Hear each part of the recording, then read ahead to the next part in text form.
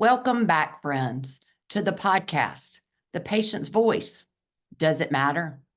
This is a place where your voice will always matter to me.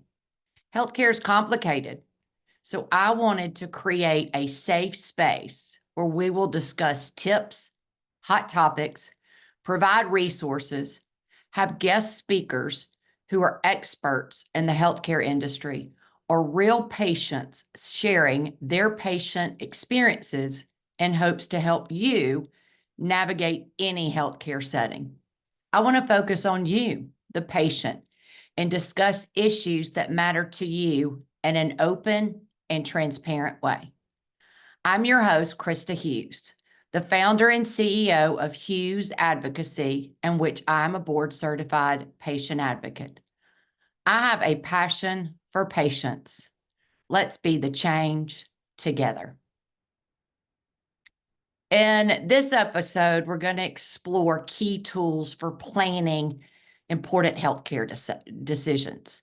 We're going to talk about advanced directives, power of attorney, or a POA, and a POLST, which stands for Physician Orders for Life-Sustaining Treatment.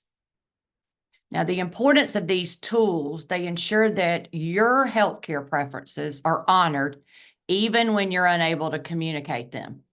They provide clarity for not only the health professionals, but especially for your loved ones. Now, as always, I will start the show with a "What would you do" segment. Then we will transition into "Let's talk about it." And finally wrap up the show where I will provide tips on how to make your voice matter in this situation. Let's get started with what would you do? Imagine being in your 70s and your husband has several chronic conditions like kidney disease, heart disease, diabetes, and you've been diagnosed with Alzheimer's. Your adult children want to discuss with you your advanced directives and who would be the POA. The husband and wife had never discussed it, and they didn't want to discuss it with their adult children.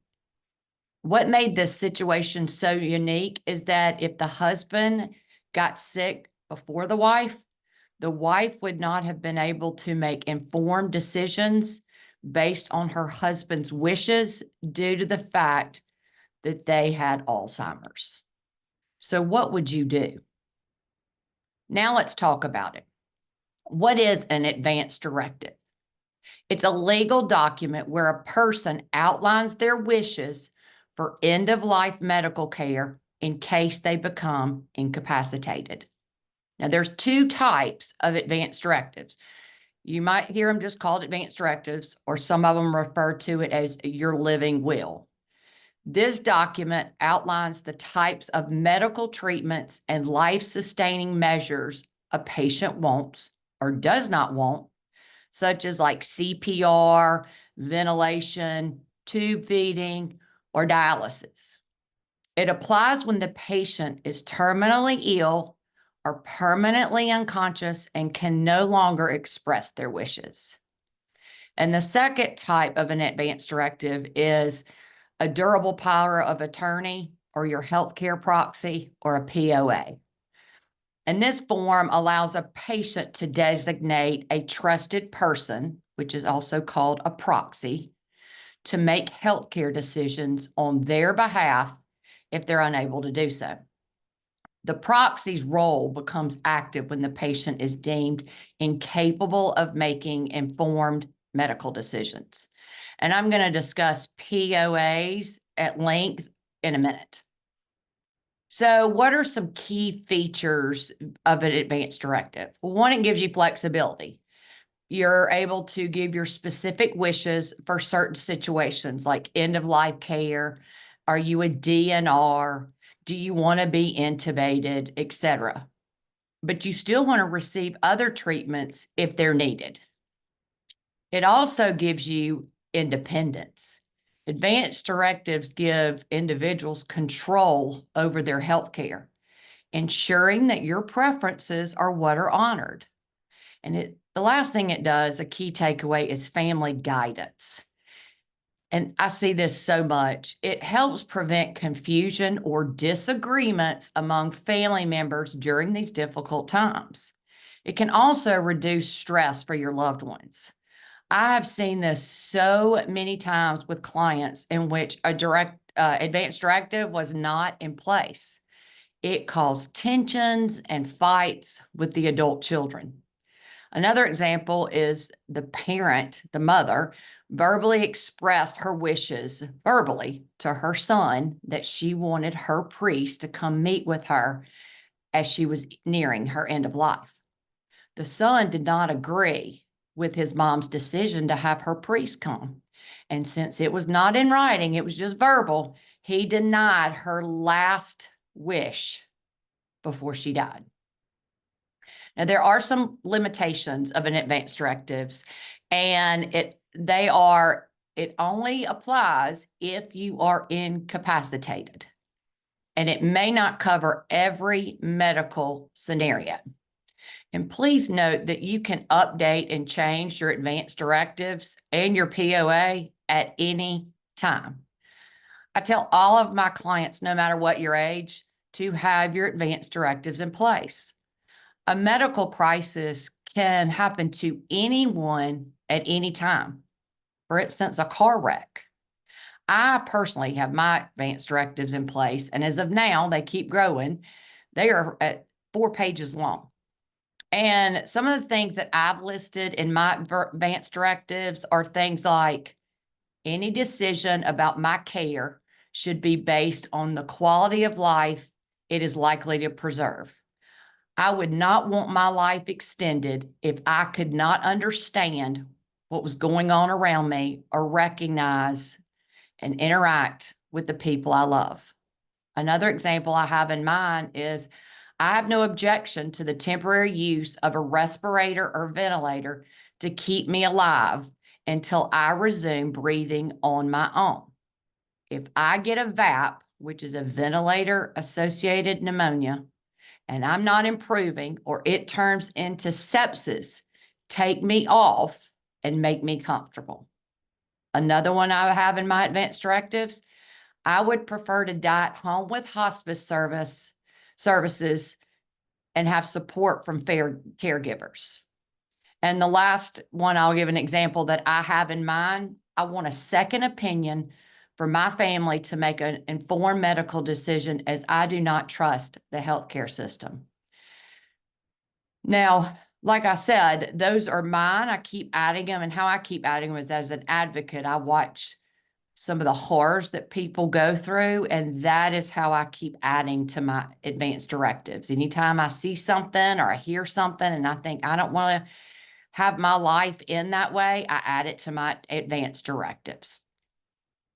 So now let's talk about your power of attorney, or your POA. It's a legal document that gives someone the authority to act on your behalf in such matters such as financial or healthcare decisions. And I get this asked a lot, like, aren't there different types of POAs? And there are. There are 4 different types of power of attorneys. You got your general power of attorney, which allows broad decisions, making power over finances and legal affairs. Then you have your durable power of attorney.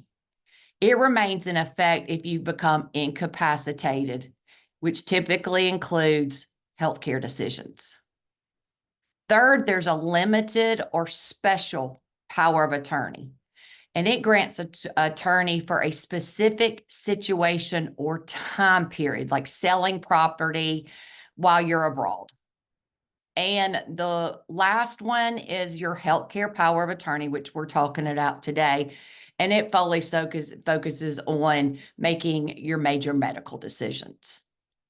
So the importance of a POA is to ensure someone you trust to make decisions for you when you're not able to. And as I said, just like with the advanced directives, it keeps confusion down and disagreements between family members. But remember, the POA can be revoked or altered as long as you are mentally competent. So just like the advanced directives, you can change this at any time. Now, lastly, let's talk about a POLST, and that's POLST. And a lot of people have never even heard of it. And it stands for Physician Orders for Life-Sustaining Treatment. The key here is physician orders versus your wishes. And what it is, it's a medical order that outlines a patient's preferences for treatment, such as CPR, ventilation, or other life-sustaining measures. Unlike an advance directive, POLST forms are immediately actionable medical orders, and they're designed usually for people that have extensive, serious illnesses or frailties. And patients, like I said a minute ago, work with directly with healthcare professionals to create a POLST.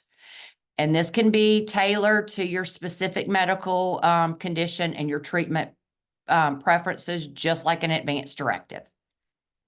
The importance of a POLST are that they help ensure that your treatment preferences are respected across all healthcare settings, like hospitals, nursing homes, hospice care, etc. And they provide clear instructions to emergency personnel. And this is particularly useful for those at the end of life or with chronic, serious conditions. And I've said this just so it doesn't get confusion. A POLST is primarily for those that are at the end of life. And this needs to be reviewed regularly, especially if your health conditions change. Now, just a quick side note, your advance directives and your POA forms, they differ per state. So go to your state government website to download a copy of this, to include even your HIPAA forms, and learn more on what those rules are per state. In the resources section of this podcast, I've included a link to the Alabama forms. I've also attached a link to the POLST website so you can learn more about what that is, watch their videos, and download that form as needed. So now we've come to the final segment where we're going to talk about tips on how to make your voice matter. Remember the scenario at the beginning of the podcast with the husband and wife. Talking about your end-of-life wishes, it is extremely delicate and it's a sensitive topic. It is emotional and it's hard to do in some cases. I spoke with the husband and wife at length about the importance of having their advance directives and POA in place. After months, they finally agreed of thinking about it. They said they would pray about it, and they had a lot of questions to ask me about it. We eventually sat down with the adult children to discuss them and got everything in place. And the husband, wife, and adult children, ironically, and you have this happen, they have different views on how they want to die.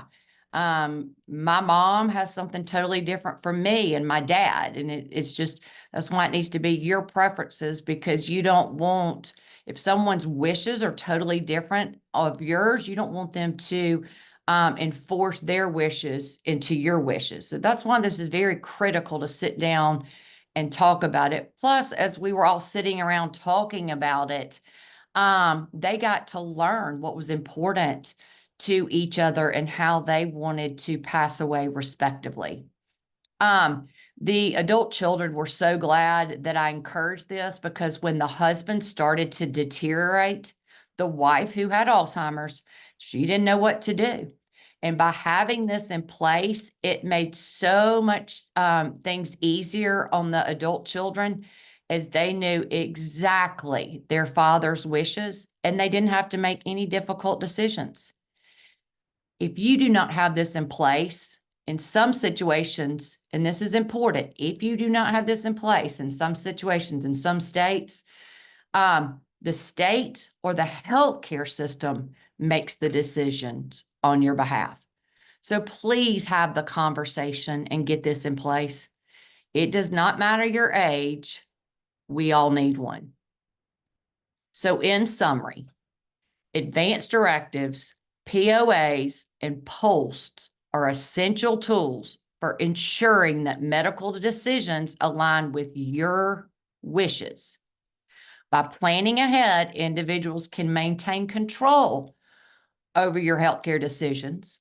It provides peace of mind to the family, your loved ones, and it reduces that potential conflict in critical situations.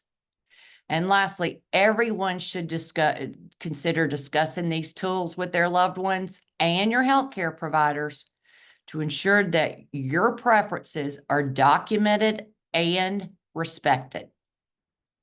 That brings us to the end of this episode. I hope this topic was beneficial to you.